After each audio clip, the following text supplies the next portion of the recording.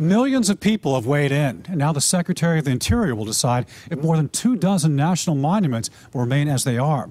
One site in question is the Canyon of the Ancients, a beautiful and historic area Stan Bush profiled last week. Stan joins us live downtown tonight. So Stan, how does a Denver Convention Center tie into a monument 200 miles away?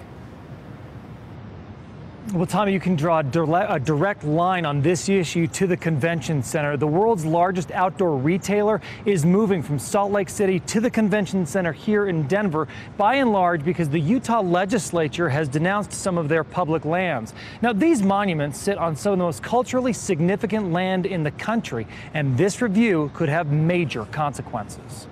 Teddy Roosevelt is rolling over in his grave. Senate Democrats blasted the Trump administration over a review that could shrink or rescind 27 national monuments, including Canyons of the Ancients near Cortez. This shouldn't even be up for debate right now. In southwest Colorado, Canyons of the Ancients is known for its abandoned pueblos.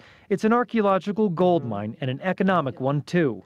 Michael Bennett says a reduction to any monument would be devastating to local communities. Disturbing that would be putting the judgment of some right-wing think tanks in Washington, D.C. in place of the people that I represent in Colorado. Critics say the review largely focuses on Bears Ears National Monument in Utah.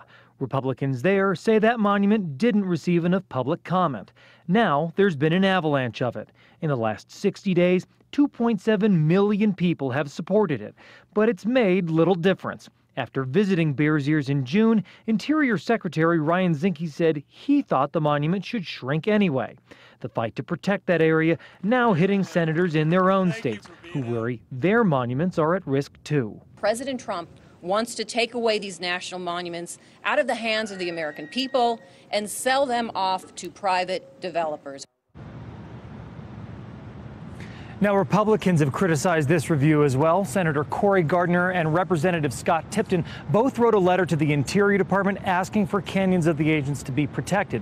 But both of those Republican representatives declined to dip into the controversy surrounding Bears Ears. We're live tonight in downtown Denver. Stan Bush, CBS 4 News. Thank you, Stan.